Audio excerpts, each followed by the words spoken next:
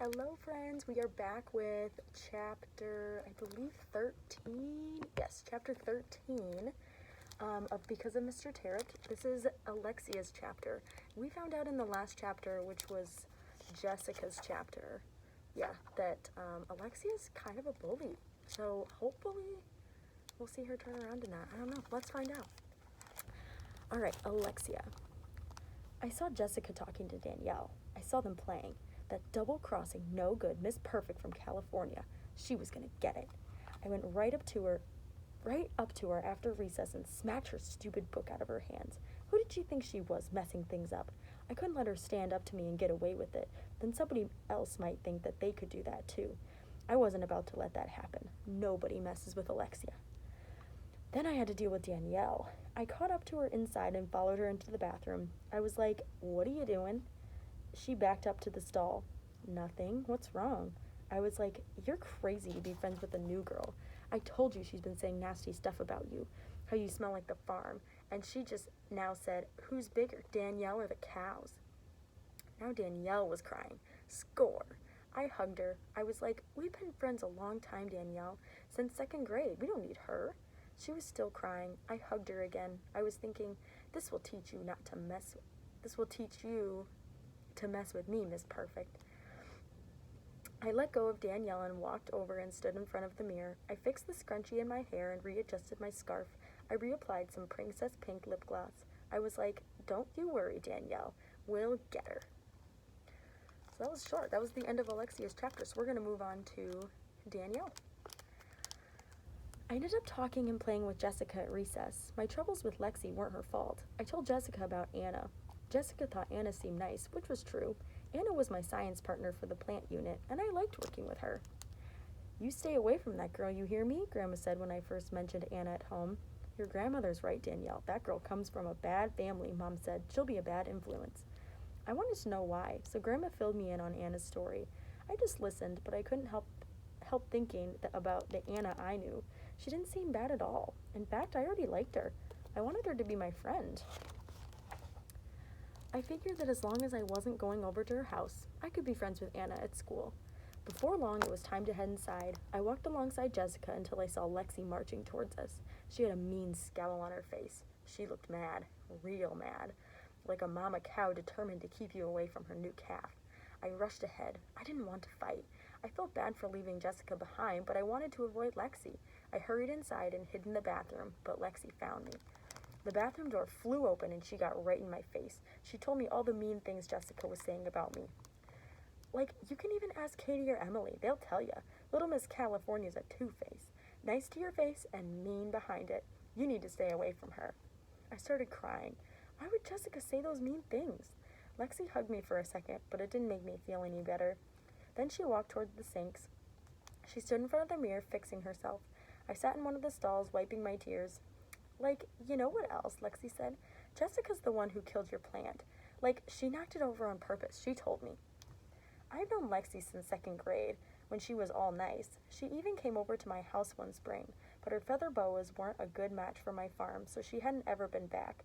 And then in third grade, she started with her mean games. So I've never been to her house. We're friends in school when Lexi says so, and that's it. Grandma says something's going on with Lexi that we don't know about, and that it's best not to worry about being her friend. But I did worry. What was the truth? Was there anyone I could be friends with? Dear God, it's Danielle. I'm going to need your help sorting all this girl stuff out. I hope you don't mind. I'd rather not get Grandma involved. She doesn't always understand.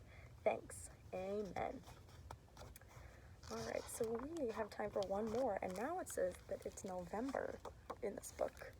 So we've skipped over a few months, and now it is Luke's chapter. I believe we're on chapter 15, yes. It was November. Apparently that meant time for Mr. Terupt to get crazy with his math ideas again.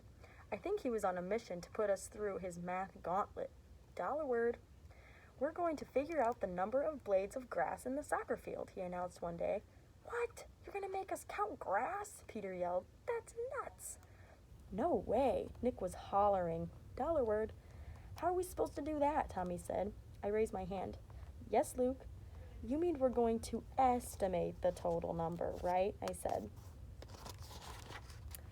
Yes and no, Mr. Terupt said.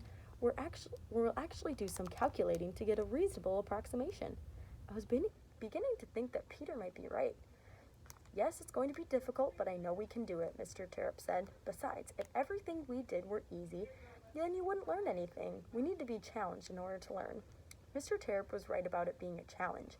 None of us had any idea how we were going to count blades of grass, but we did. First, we decided we wanted to count 10 centimeter by 10 centimeter squares, which was my suggestion after Mr. Terupt talked to us about sampling and how our government gets population numbers. Then we measured the squares on large pieces of cardboard and cut them out, so we were left with a piece of cardboard that had a 10 centimeter square missing in the middle. That was Mr. Terupt's suggestion. Now it would be easy to toss our piece of cardboard around the field and collect random 10 centimeter samples. So far so good. Time to head outside. We marched downstairs and out the front doors by the office. Then we stampeded down the sidewalk until the end of the building. The soccer field awaited us on the side of the school. So that is the end of his chapter. We have time for Peter's one more. Chapter 16, Peter. These are short chapters. She was bent over counting blades of grass. It was the perfect opportunity. Mr. T was helping somebody else, so he wasn't going to see me in action. I gripped the cardboard with my best hold, dipped my knees a little, and let the frisbee fly. It zinged through the air on its mission like a missile from a fighter jet. Bullseye! Ow! Lexi shrieked. My tushy! I almost died of laughter. I dropped to my knees. I laughed so hard. I couldn't stop. I couldn't catch my breath either. Lots of the other kids were laughing too. Lexi yelled something about her tushy and me being a jerk. Everyone that missed out on the fun kept asking, "What happened? What happened?" Everyone except Mr. T. He came right over to make sure Lexi wasn't injured. Lexi was holding her tushy and hopping up and down saying, "Ow!" over and over. She's a total drama queen. Usually a teacher checks the spot that hurts, but I don't think Mr. T was real big on that this time. "Peter, that's not funny," Mr. T said to me. "Someone could have been injured. You're lucky you didn't hit anyone in the eye. Go sit down." I sat down. It was no big deal. If you'd been there, you'd agree. It was super funny. And that is the end of Peter's chapter. So we'll be back next time for chapter 17, Luke's chapter. Bye, guys.